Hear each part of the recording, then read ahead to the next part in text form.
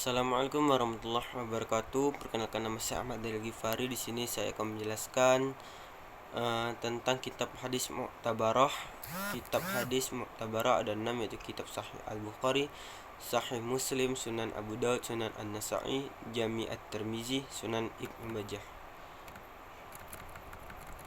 Kemudian kita masuk ke pembahasan. Yang pertama yaitu kitab Sahih Al-Bukhari. Kitab Sahih Al-Bukhari memiliki judul lengkap Al-Jami' Al-Musnad As-Sahih Al-Mukhtasar min Umur Rasulillah wa Sunnah wa Ayyamih. Kitab ini disusun selama 16 tahun, dimulai saat Imam Bukhari berada di Masjid Al-Haram, Mekah, dan diselesaikan di Masjid Nabawi, Madinah. Menurut Ibnu Salah dan An-Nawawi, kitab ini berisi 7.275 hadis, dikarenakan banyak yang diulang, dan jika tidak diulang, jumlah hadis yang ada di dalamnya sebanyak 4.000 buah hadis. Jumlah hadis sebanyak itu disusun oleh Imam Bukhari dan gurunya Syekh Ishaq, yang merupakan hasil saringan dari 1 juta hadis yang diriwayatkan oleh 80.000 orang rawi. Imam Al-Bukhari terkenal memiliki daya hafal yang sangat tinggi. Semua hadis yang beliau koleksi dari berbagai kota dari puluhan ribu rawi tersebut mampu beliau hafal. Namun tidak semua yang beliau hafal kemudian diriwayatkan dan dituangkan dalam kitabnya, melainkan diseleksi terlebih dahulu secara ketat dengan menetapkan syarat-syarat. Beliau sangat cermat dan teliti. Selain itu, setiap kali hendak menulis hadis dalam kitabnya, beliau mandi dan salat istikharah 2 rakaat terlebih dahulu untuk meyakinkan bahwa hadis yang akan ditulis benar-benar sahih. Imam Al-Bukhari menetapkan syarat-syarat yang harus dipenuhi oleh sebuah hadis untuk dapat disebut sebagai hadis sahih, yaitu pertama, perawinya harus seorang muslim, sadik atau jujur, berakal sehat, tidak mudalis atau berbohong, menipu dan mengada-ngada, tidak mukhtalid atau mencampur adukkan hak dan batil, nilai-nilai utama dan nilai-nilai yang rendah, serta bergaul dengan orang-orang yang jahat pada suatu kesempatan dan orang-orang baik pada kesempatan lain. Adil zabit atau kuat daya ingatnya, sehat panca indera, tidak suka ragu-ragu, dan memiliki itikat baik dalam meriwayatkan hadis. Yang kedua, sanadnya bersambung sampai kepada Nabi Muhammad SAW. Yang ketiga, matanya tidak syaz, menyimpang dari ajaran agama yang benar, dan tidak berilat, cacat secara akli maupun hati nurani. Perawi hadis harus mu'asirah, satu masa, liqa, bertemu langsung atau bertatap muka, dan subut ihi, mendengar langsung secara pasti dari gurunya.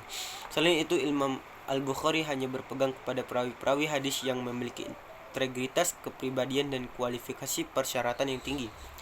Menurut murid Imam Ibnu Syihab Az-Zuhri misalnya, oleh Imam Al-Bukhari dibagi ke dalam 5 tingkatan atau tabaqat. Tingkatan pertama, mereka yang memiliki sifat adil, kuat hafalan, teliti, jujur, dan lama menyertai Az-Zuhri, seperti Malik dan Sufyan bin Uyainah.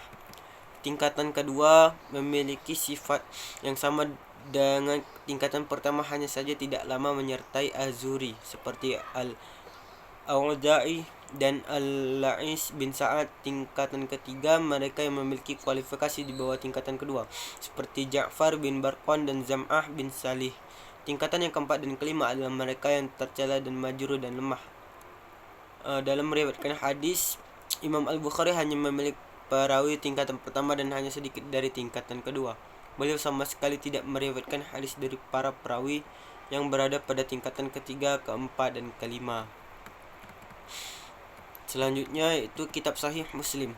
Kitab ini judulnya lengkapnya adalah Al-Musnad As-Sahih Al-Mukhtasar min As-Sunan bin Naqil Al-Adli an Rasulillah. Secara singkat, terjemahan dari judul kitab ini adalah kitab hadis bersanad sahih yang ringkas diriwayatkan oleh orang-orang adil dari Rasulullah.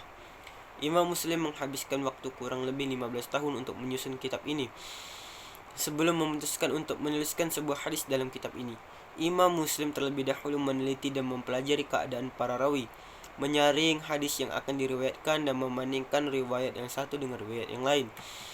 Tentang ketelitian Imam Muslim dapat diketahui dari ungkapan beliau sendiri, Tidaklah aku mencantumkan sebuah hadis dalam kitabku ini melainkan dengan alasan. Tidak pula aku menggugurkan suatu hadis melainkan dengan suatu alasan pula. Demikianlah sebuah kitab yang agung, luas, dan dalam kandungan maknanya. seolah laut lepas tak bertepi. Imam Muslim pernah berkata, sebagai ungkapan kebahagiaan beliau, apabila penduduk bumi ini menulis hadis selama 200 tahun, maka usaha mereka hanya akan berputar-putar di sekitar kitab musnad sahih ini. Menurut Ajan Al-Khatib, Sahih Muslim menghimpun hadis sahih sebanyak 3030 buah hadis tanpa pengulangan dan menjadi 10.000 buah hadis dengan pengulangan. Sementara menurut Ahmad bin Salamah dan Ibnu Salah, Sahih Muslim berisi 4.000 buah hadis tanpa pengulangan dan 12.000 buah hadis dengan pengulangan. Terlepas dari perbedaan pendapat mengenai perhitungan mengenai jumlah hadis pada kitab tersebut, namun yang jelas hadis yang ditulis oleh Imam Muslim dalam sahihnya merupakan hasil seleksi yang ketat dari 300.000 hadis yang berhasil dikumpulkannya. Kitab Sahih Muslim memiliki karakteristik tersendiri yang berbeda dengan metode Imam Al-Bukhari. Imam Muslim tidak mencantumkan judul-judul dalam setiap pokok bahasan untuk menegaskan pelajaran yang terdapat dalam hadis yang beliau sebutkan. Tetapi beliau lebih memilih untuk menyebutkan tambahan-tambahan lafaz pada hadis pendukungnya. Sehingga dalam menuliskan satu hadis pokok, beliau tambahkan hadis-hadis penguat lain untuk menjelaskan kandungan ilmu dari hadis tersebut. Sederhananya, beliau ingin menjelaskan hadis dengan hadis yang lain. Sedangkan Imam Al-Bukhari, beliau menyebutkan judul bab untuk mengungkapkan kandungan hadis tanpa menyebutkan hadis penguatnya.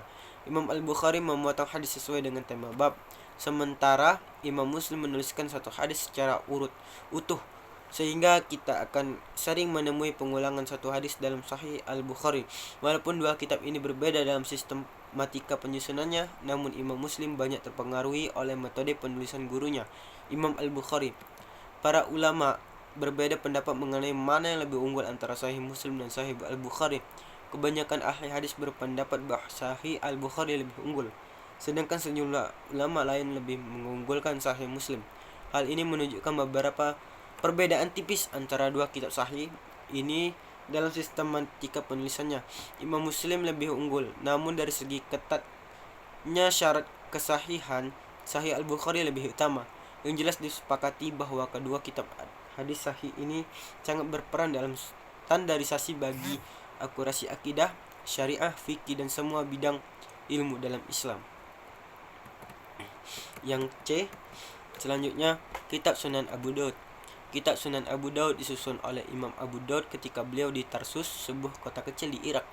Selama 20 tahun dari 500.000 hadis yang berhasil dikumpulkan, Imam Daud hanya mencantumkan 4.800 hadis dalam kitab Sunannya. Kitab Sunan berbeda dengan kitab Jami, Musnad atau yang lainnya. Kalau Jami mencakup semua tema keagamaan, sedangkan Sunan hanya memuat hadis-hadis yang berkaitan dengan masalah fikih saja.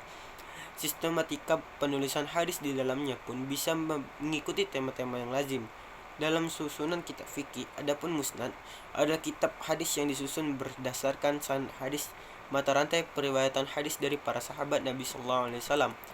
Biasanya kitab Musnad mendahulukan hadis-hadis yang berasal dari sahabat-sahabat utama. Model kitab Musnad seperti ini dapat kita jumpai semisal pada kitab Musnad Imam Ahmad bin Hanbal. Seleksi yang dilakukan Imam Abu Daud terhadap hadis demikian ketat sebelum dituliskan dalam kitab Sunannya. Hadis hasil seleksi itu oleh Imam Abu Daud dikelompokkan ke dalam 35 kitab dan sekian ratus bab.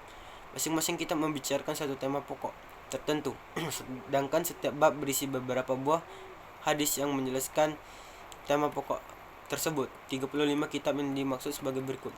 Yang pertama, kitab At-Taharah, kitab As-Salat, kitab Az-Zakat, kitab Al-Luqatah, kitab An-Nikah, kitab At-Talaq, kitab As-Saum, kitab Al-Jihad, kitab Ad-Dahayah, kitab As-Said, kitab Al-Wasayah, kitab Al-Fara'id, kitab Al-Kharaj wa Al-Fay wa Al-Imarah, kitab Al-Janaiz, kitab Al-Aiman wa An-Nuzur, kitab Al-Buyu' wa Al-Ijarah, kitab Al-Ijarah, kitab Al-Aqdiyah, kitab Al-Ilmu, kitab Al-Ashibah, kitab Al-At'imah, kitab Al-Atib, kitab Al-Atku, kitab Al-Huruf wa Al-Qira, kitab Al-Hamam, kitab Al-Libas, kitab At-Tarajul, kitab Al-Khatam, kitab Al-Fitan, kitab Al-Mahdi, kitab Al-Malahim, kitab Al-Hudud,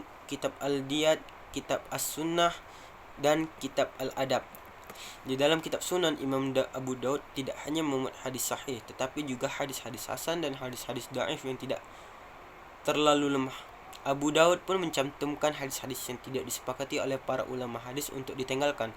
Adapun hadis-hadis yang sangat lemah tetapi dengan penjelasan sebab-sebab kelemahannya, hadis-hadis sejenis ini menurut beliau lebih baik daripada pendapat orang semata-mata.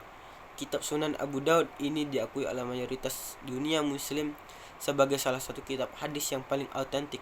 Beberapa kitab syarh dari Sunan Abu Daud antara lain Syarh Ma'alim As-Sunan karya Abu Sulaiman Muhammad bin Muhammad bin Ibrahim Al-Khatibi 388 Hijriah, dan Aun Al-Ma'bud Syarh Sunan Abu Daud karya Syekh Syarafatul Haq Muhammad Ashraf bin Ali Haidar As-Siddiqi Al-Azim Abadi abad ke-14.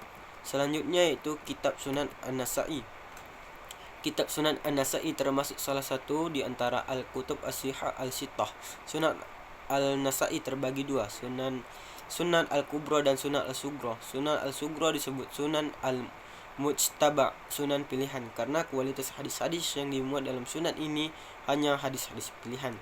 Penulisan kitab Sunan Al-Sugra ini dilatar belakangi oleh peristiwa ketika Imam Al-Nasa'i memperkenalkan sebuah kitab hadis kepada seseorang penguasa di kota Ramallah, Palestina. Penguasa itu bertanya kepada Al-Nasa'i apakah di dalamnya hanya memuat hadis-hadis sahih. Imam Al-Nasa'i menjawab bahwa di dalam kitabnya tersebut dimuat hadis sahih, hasan, dan yang mendekati keduanya. Kemudian penguasa itu menyuruh untuk menuliskan hadis-hadis yang sahih saja dalam kitabnya. Kemudian Imam Al-Nasa'i meneliti kembali hadis-hadis yang ada pada kitab Sunan Al-Kubra. Hasilnya kitab tersebut menjadi ramping dan dinamakan Sunan Al-Sugra karena isinya pilihan. Kemudian dinamai pula Sunan Al-Mujtaba. Kitab Sunan ini beredar di kalangan umat Islam adalah kitab Sunan Al-Sugra yang diriwayatkan oleh Imam Abdul Karim Al-Nasa'i, putra Imam Al-Nasa'i, seorang ahli hadis yang meninggal pada tahun 344 Hijriah. Jumlah hadis yang terdapat dalam kitab Sunan Al-Sugra menurut Abu Zahra sebanyak 5.761 hadis, sedangkan sistematika susunannya mengikuti lazimnya sistematika kitab fikih. Pada jilid 1 Sunan Al-Sugra ini dimulai dengan kitab Al-Taharah yang membahas tentang tata cara bersuci dan ditutup dengan kitab Al-Mawaqit yang menguraikan tentang waktu sholat. Kitab ini meskipun menurut pengakuan penulisannya berisi hadis-hadis pilihan dan sahih semuanya, namun menurut para ahli merupakan kitab sunan setelah sahihan yang paling sedikit memuat hadis dhaif dan para rawi yang majruh. Hal ini menurut Muhammad Abu Syuhbah merupakan bukti ketelitian dan kecermatan Imam Al-Nasa'i dalam menyusun kitab hadis tersebut. Oleh karenanya para ulama menempatkan Al-Mujtaba berada satu tingkat setelah kitab Sahih Al-Bukhari dan Muslim. Subhi As-Salih mengemukakan bahwa kitab hadis yang termasuk tabaqat Al-Tasniyah berada pada peringkat kedua adalah Jami' Al-Tirmizi, Sunan Abu Daud, Sunan Ahmad bin Hanbal, dan Mujtaba Al-Nasa'i. Semua kitab tersebut tidak sampai pada tingkat Sahihain atau Muwatta Imam Malik. Namun satu hal yang pasti, penyusunnya tidak bersikap tasahul atau bersikap longgar dalam meriwayatkan hadis. Kitab Sunan Al-Nasa'i adalah kitab sedikit disyarah dibandingkan kitab sunan yang lain. Di antara yang menulis syarah kitab Sunan Al-Nasa'i adalah Jalaluddin Al-Suyuti dalam kitab Zahir Ar-Ruba' Al-Mujtaba. Selanjutnya itu kitab Jami' Sunan At-Tirmizi. Salah satu karya besar Imam At-Tirmizi adalah Sunan At-Tirmizi. Kitab hadis karya beliau ini termasuk unik. Ada yang menyebutnya Al-Jami', lengkapnya Al-Jami' At-Tirmizi. Kedua sebutan ini sah karena masing-masing memiliki argumen yang kuat. Disebut Al-Jami' karena temanya tidak hanya persoalan fikih, melainkan mencakup persoalan-persoalan yang memenuhi kriteria kitab Al-Jami'. Ada 8 tema yang minimal harus tercantum dalam sebuah kitab Al-Jami'. 8 tema itu adalah akidah, hukum-hukum fikih, pemerdekaan budak, etika makan dan minum, tafsir Al-Quran, sejarah dan biografi tokoh, berpergian, safar, kejadian-kejadian penting, dan pujian terhadap perjalanan hidup seseorang atau manaqib. Selain itu, sebuah kitab hadis bisa saja dinamakan Al-Jami' secara harfiah, berarti menghimpun, apabila mencantumkan hadis-hadis yang telah termuat di dalam kitab-kitab yang sudah ada. kitab Al-Jami' karya At-Tirmizi di dalamnya membicarakan 8 tema yang ada pada sebuah kitab Al-Jami'. Sedangkan yang menamai kitab karya At-Tirmizi ini dengan sunan karena kitab tersebut menghimpun hadis-hadis. Kitab karya At-Tirmizi ini dengan sunan karena kitab tersebut menghimpun hadis-hadis Nabi berdasarkan bab-bab fikih. Kualitas hadis yang diriwayatkan oleh Tirmizi dalam kitabnya bervariasi dari yang sahih, hasan hingga dhaif, gharib dan mu'alal. Sungguh pun demikian, Sunan At-Tirmizi memiliki keistimewaan yang mengagumkan. Ketekunan penyusunannya di dalam menjelaskan letak cacat atau kekurangannya hadis-hadis penelitiannya yang masuk ke dalam kategori dhaif. Hadis-hadis dhaif yang terdapat dalam kitab ini pada umumnya hanya mencakup fadail al-amal, anjuran melakukan perbuatan kebajikan. Hadis semacam ini lebih longgar dibandingkan dengan persyaratan bagi hadis-hadis tentang halal dan haram.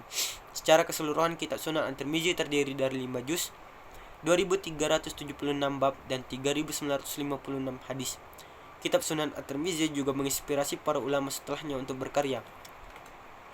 Ada beberapa kitab syarah dari Sunan At-Tirmizi, di antaranya Ari dan Al-Ahwazi ala At-Tirmizi karya Abu Bakar Muhammad Ibnu Al-Arabi Al-Maliki 543 Hijriah, Al-Lubab karya Ibnu Hajar Al-Asqalani, Al-Munqih Asy-Syazi fi Syarah At-Tirmizi karya Ibnu Sayyid An-Nas Asy-Syafi'i, kemudian Qut Al-Muqtadi ala Jami' At-Tirmizi karya As-Suyuti. Selanjutnya yaitu kitab Sunan Ibnu Majah. Salah satu dari karya terbesar Imam Ibnu Majah adalah Sunan Ibnu Majah. Nama asal Sunan Ibnu Majah ialah As-Sunan. Nama ini telah digunakan sendiri oleh Ibnu Majah, tetapi kemudian beliau memandang bahwa Al-Sunan itu terlalu umum karena terdapat juga kitab-kitab hadis yang dinamakan Al-Sunan.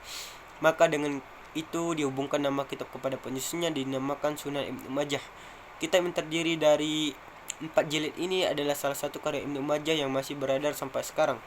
Beliau menyusun sunan menjadi beberapa kitab dan bab. Kitab ini disusun secara baik dan indah menurut sistematika fikih. Beliau memulai sunan ini dengan bab mengikuti sunnah Rasulullah. Dalam bab ini dia membahas hadis yang menunjukkan kekuatan sunnah, kewajiban untuk mengikuti dan mengamalkannya. Sebagian ulama sudah sepakat bahwa kitab hadis yang pokok ada 5 kutub al-Hamsah, yaitu Sahih Al-Bukhari, Sahih Muslim, Sunan Abu Daud, Sunan An-Nasa'i, Sunan At-Tirmizi. Mereka tidak memasukkan Sunan Ibnu Majah mengingat derajat kitab ini lebih rendah dari 5 kitab tersebut. Tetapi sebagian ulama yang lain menetapkan 6 kitab hadis pokok dengan menambah Sunan Ibnu Majah sehingga terkenal dengan sebutan Kutub Al-Sittah, 6 kitab hadis. Ulama pertama yang menjadikan kitab Sunan Ibnu Majah sebagai kitab ke-6 adalah Al-Hafiz Abdul Fadli Muhammad bin Tahir Al-Maqdisi 507 Hijriah. Dalam kitabnya Atraf Al-Kutub Al-Sittah dan dalam risalahnya Syurul Al-A'imah As-Sittah. Pendapat ini kemudian diikuti oleh Al-Hafiz Abdul Ghani Khani bin Al-Wahid Al-Maqdisi 600 Hijriah dalam kitabnya Al-Ikmal fi Asma' Ar-Rijal. Pendapat mereka inilah yang diikuti oleh sebagian besar ulama.